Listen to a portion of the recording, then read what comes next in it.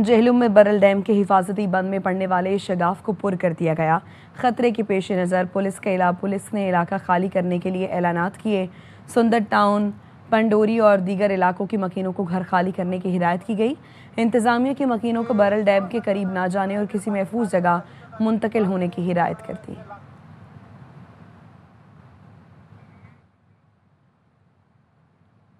पंजाब भर में सैलाब की तबाहकारियां जारी। जलालपुर पीरवाला में सैलाब मुतासरीन की कश्ती उलट गई, 9 अफराद जाँ बहक।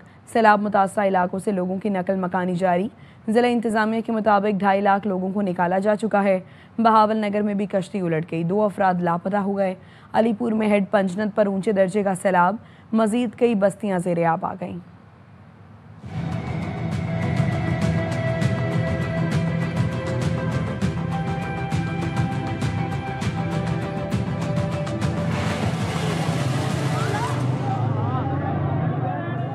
पंजाब भर में सैलाब की तबाहकारियों का सिलसिला जारी। मुल्तान की तहसील जलालपुर पीरवाला में किश्ती उलट गई, 9 सैलाब मुतासरीन जान से चले गए। हादसे में 28 अफराद डूबे थे, 19 अफराद को बचा लिया गया।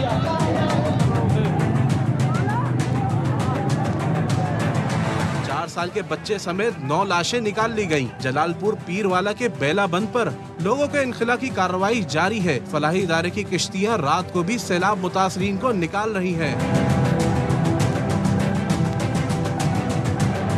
बहावल नगर में भी दरियाए सतलुज में चक लालेका के करीब किश्ती उलट गई। 20 अफराद को रेस्क्यू टीम ने जिंदा निकाल लिया, 2 अफराद लापता हैं। किश्ती मुतासरीन के लिए खाना लेकर जा रही थी। मना करने के बावजूद गुंजाइश से ज्यादा मुतासरीन किश्ती पर सवार हो गए और हादसा हो गया। अलीपुर में हेड पंजंत के मकाम पर ऊंचे दर्जे का सैलाबी रेला गुजर रहा है। सैलाबी पानी ने कई नवाही इलाकों में तबाही मचाई।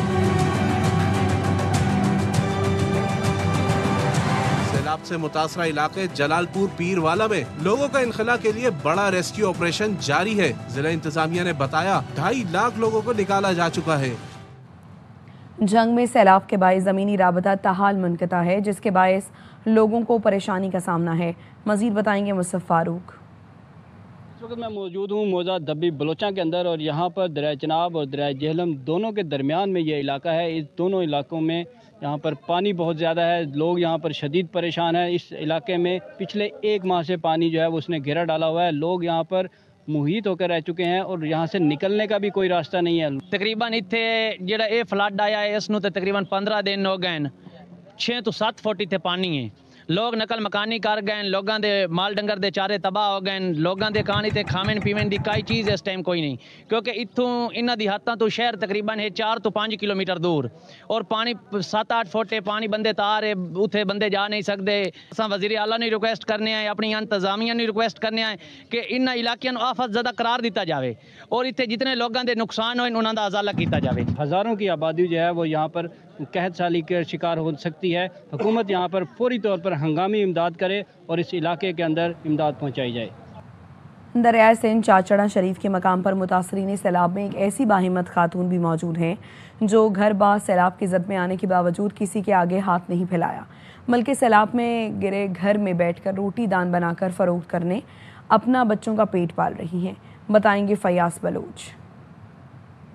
जी बिल्कुल जी, मैं इस वक्त दरियाए सिंध चाचड़ा शरीफ के मकाम पर मौजूद हूँ और मैं इस वक्त एक बाहिम्मत खातून के साथ मौजूद हूँ जो सैलाब के पानी के बीचों बीच बैठी हुई जो है रोटी दान बनाने में यहाँ पे मसरूफ़ है और अपनी मदद आपके तहत इनसे मैं इस हवाले से बात भी करूँगा। ना कोई बाला ना कोई काठी बाल भुख मर दे पेन सारा फसल लोड़ गया, कणक लोड़ गई, दाने सारिया घा अधिक कितने दी छब्बी बिक्री हुई है? तो 200 दिन चाहिए बस।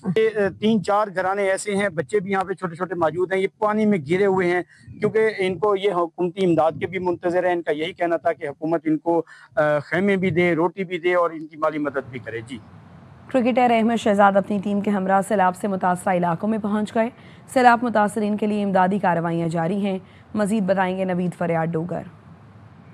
दरिया चनाब में ऊंचे दर्जे का सैलाब है, सैकड़ों देहात मुकम्मल तौर पर डूब चुके हैं। इस वक्त अहमद शहजाद फाउंडेशन की जानिब से जितने भी मुतासरा घर हैं उनको जो है वो इमदाद दी जा रही है। हम इनसे बात करते हैं। ये वो नुकसान है जो कोई एक बंदा या एक इदारा नहीं कर पाएगा।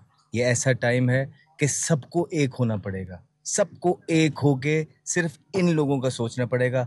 तब जाके हम कहीं इस अजाब से बाहर निकलेंगे। सबसे पहले कुक्ड फूड था, क्योंकि पानी खड़ा है, कुक फूड पहुंचाया, अब पानी हल्का हल्का उतरा है, राशन पहुंचा रहे हैं, फिर अब बीमारियां आएंगी, नेट्स पहुंचा रहे हैं। लेकिन जो मेन मरला है वो उसके बाद शुरू होगा, जो इनकी रिहैबिलिटेशन और लाइवलीहुड का है, क्योंकि इनकी सारी फसलें तबाह हैं। और जब इनसे बात होती है कि अब आपके पास क्या बचा है, वो सिर्फ कहते हैं कि अल्लाह तवक्कल है। निकलना पड़ेगा, जुड़ना पड़ेगा अपने इदारों के साथ, ताकि हम जितना इनका जो है जो भरपाई है वो कर सकें। काफ़ी हिस्से जो है मुतासरा हो चुके हैं और इस वक्त ये सूरत हाल है कि तमाम लोग एक दूसरे के बाजू बने ताकि इन लोगों की बहाली के लिए इक़दाम किए जा सकें। हब डैम में पानी की गुंजाइश सिर्फ 1 फीट रह गई, किसी भी वक्त ओवरफ्लो का खतरा। महकमा इरिगेशन ने बताया हब डैम में पानी की सतह 338 फुट तक पहुंच गई। स्पिलवे से किसी भी वक्त इखराज शुरू हो सकता है। हब नदी के किनारे रहने वालों को नकल मकानी की हिदायत कर दी गई। क्रश प्लांट मालिकान को भी मशीनरी और मजदूर फौरी तौर पर नदी से निकालने की हिदायत की गई है।